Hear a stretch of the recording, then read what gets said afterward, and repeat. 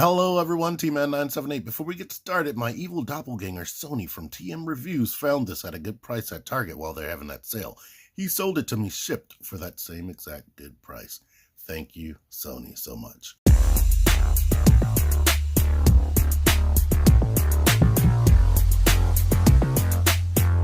T-Man978 Chill Review. You should have read the title, but if you didn't, this is Transformers Earthrise War for Cybertron Trilogy Voyager Class Grapple. Here's his artwork right there. Here's the box. Here's this crap right here. Here's this. This is my first Earthrise review. Yay! If you thought any of the other previous toy lines were very G1, this is taking it to the next level. They even put an actual tech spec decoder inside of the packaging. The little red strip. The little red strip works like 3D glasses way back in the day. You're supposed to hover it over the background insert and decode like a secret message up in there. I think this is one of the ones that doesn't really have any secret message in there. Like, at least I don't see any. If you do in this packaging, let me know. But you can cut out this outline, and with the other inserts from the other figures, you can put together a big map. I never talk about instructions in these cheaper priced toys, but these are actually good, so I wanted to bring that up. Bigger pictures and better color shading on the parts that you need to move, like you can actually visibly see the things. It's actually very good for the first time in a long time. And as you can see here, I don't have Ironworks, but you can connect to Ironworks and any other figure that has like the connecting platform thing that they're doing. Okay, Grapple. Holy crap. If you were somebody who hasn't played with Transformers since like 1989, Grapple was the last Transformer you spent hours playing with. Then you happened upon this in the store and you were like, holy crap, look at that. When you got this thing home, you would be blown away because for all intents and purposes, compared to that figure, this is a friggin' masterpiece. First off, the bright, vibrant orange, it like super pops, and I have minimal complaints. Let's just get into it. What makes him better, or I should say what makes him good, in my opinion. Number one, the first thing that grabbed me, all of this whole cab part of his body is like a transparent plastic painted orange, so it looks like it's die cast even though it's not. So that's super nostalgic because that's what G1 figures look like. They did that back with some of the Generations toys, and some of the Combiner Wars toys had that same feature, to be honest. But as you can see, he has these details on his body to make him more realistic, not like flat cartoon. So it's like the perfect combination between G1 toy and the cartoon. It's like, it's more G1 toy than the Masterpiece because he even has this waistline right there, like the G1 toy. It actually looks like the G1 toy if it was actually articulated to me and didn't have those stupid stickers. But here's his back. You don't see any hollowness in the lower legs. You see some right here and in this area. And let me get to my complaints as far as anything design-wise. The paint on the legs right here, I don't know how it's going to look on camera, but the paint here and on there looks a little bit sloppy. So that's a bit disappointing. His inner arm looks like this. I wish he had wrist rotation, but ultimately it doesn't really get in the way of the poses I was doing anyway. And his head isn't on a ball joint, it's just on a mushroom peg. It's kind of loose. It stays where you need it, but when you move it, it feels way too loose, like it moves too freely for me. And because it's not on a ball joint, he can't look up like friggin' at all. His eyes are weird. He doesn't have any light piping. This is all orange plastic, but I guess this orange plastic is so light sensitive, it makes his eyes look like they have a glowing outline when you look at it up close. I'm not going to be able to show you what I'm seeing because my lights are too bright, but you can kind of see it in that eye. It just looks like he has two regular blue eyes. With all that out of the way, let's get into the articulation. I showed you the head. The arms can go completely out to the side. They have that filler piece right there, which is great. They can rotate, of course. You could use this as a reverse butterfly, just like the G1 toy. It stays there, decently tight. It's not super tight. Bicep swivel, elbows bend, that much. No wrist, like I said. He has a waist. It would have been nice if they could have figured out an ab crunch, but they didn't, I guess. He has these new hip designs that they're really going hard into that I really like, because if he didn't have this belly right there, he would be able to kick up way more than 90 degrees. He still can, but not a lot. Thigh rotation, knees super tight, bend that much. Great ankle pivot. And then on top of that, you can use this joint to hinge the foot forward, and you can hinge it back like friggin' all the way as much as you want. But I love that. But only disappointing thing about that, when you try to use foot articulation like this, he's still looking down. I can't get him to look up, so he has to be fighting people that are down here. So yeah, if it's not too late for when they do Inferno, give him a bulge in the neck. Anywho, here's his gun design. It's on a 5mm peg. It has pegs on the sides, but yeah, it looks like that. And of course you can put the Battlemaster effects pieces on there, and he has like ports around his body in various places. I don't know if you noticed this hanging out, but this stays there very well, amazingly. Rotate the hand this way, and you can port this here. And now he has the little laser blaster nozzle hand that he had in the cartoon. It has a piece of hollowness right there, but since the wrists don't rotate, you just keep it down.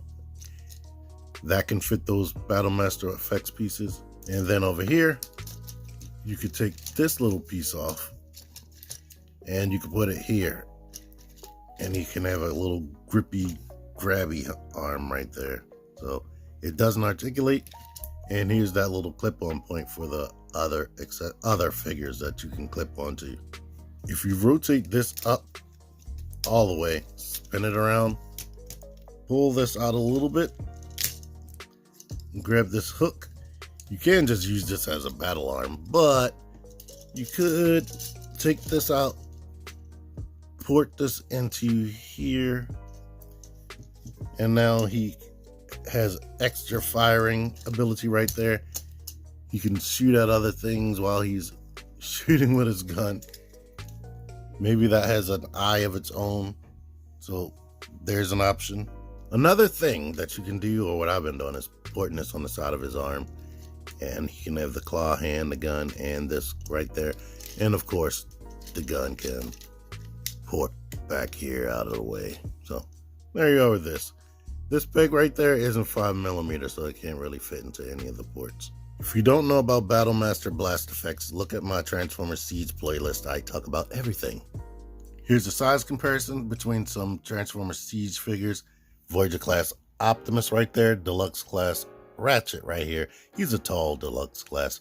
And Voyager Plus Ultra Magnus right there. Why am I calling it that?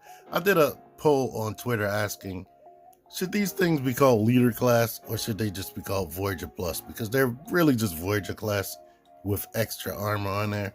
Somebody said that they can give Ultra Magnus a pass because he's supposed to be like that, but really they aren't as big as what we used to get as far as Leader class. So for me, they're just Voyagers with some extras, and that seems to be the new trend going forward as well, because Optimus just comes with a trailer in the new Transformers Earthrise.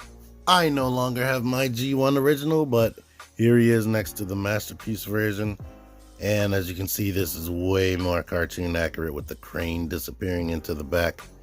It has way more cartoon accurate details, like him looking overweight because he doesn't have that section down there. It's completely covered. But yeah, there you are. Transformation. Let's get these weapons off of him. You can take this out and find that little peg hole right there. Port that onto here. It will not move, so that's great. I'm gonna just put this off to the side. His hands are already in, so that's step one. Now we rotate them out this way, I believe, I hope.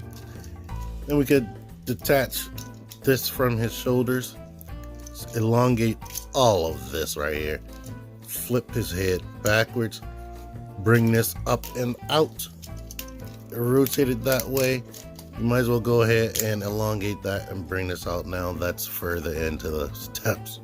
But now we can take the legs, stretch out the feet, put them into that position, stretch out the feet, put it into that position, bring this down, push this up, and port these into here.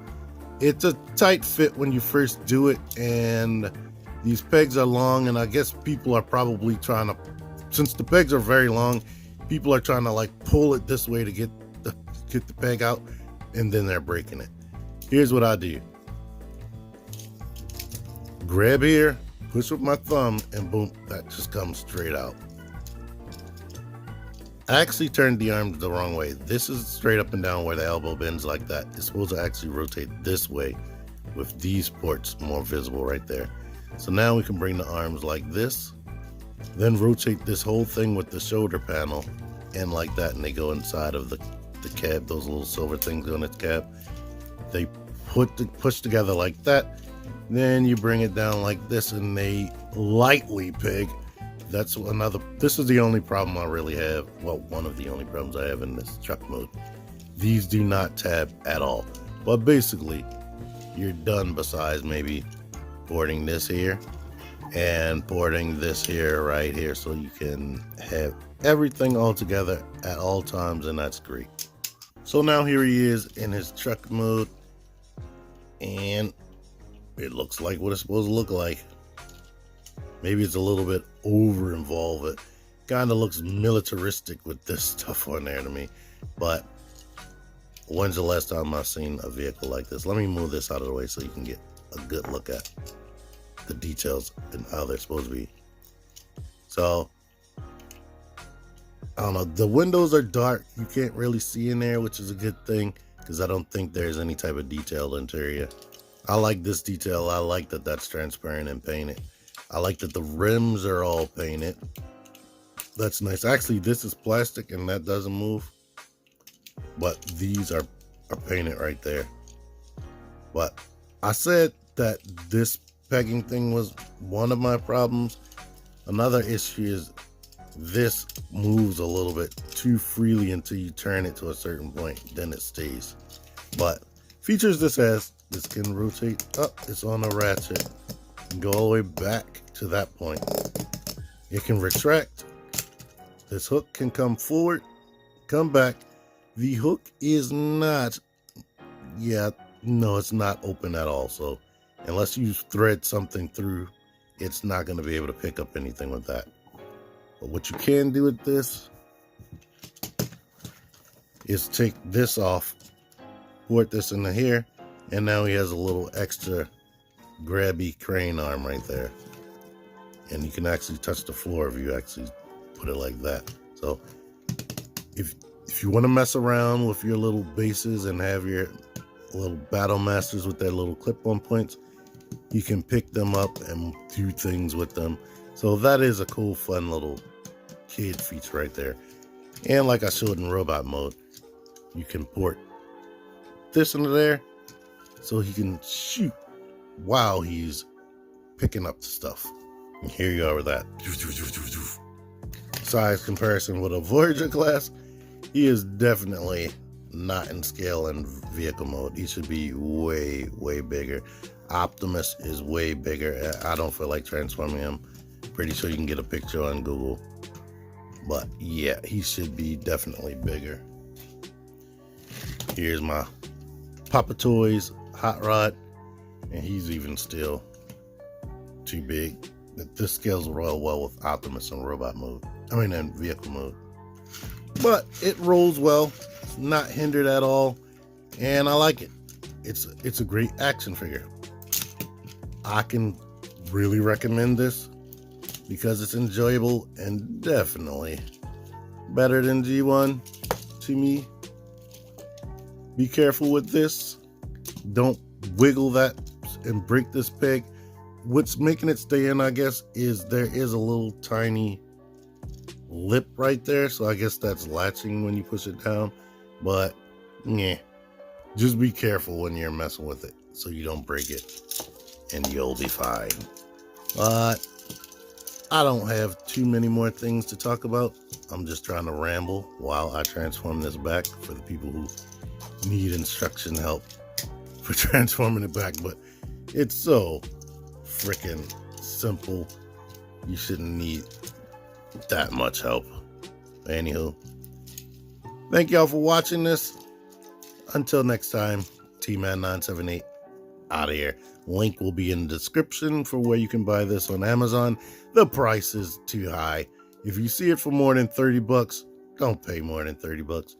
Just keep clicking the link, and maybe in the future, if you're watching this in the future, maybe it's less than 30 and you're in luck. I think it's worth their Voyager class price point, but below 30 would be awesome. Click the videos. Click the videos, baby. Click the videos. You should really click these videos. Click the videos. Click those videos, baby. Click the videos. You really should click those videos. Click that shit.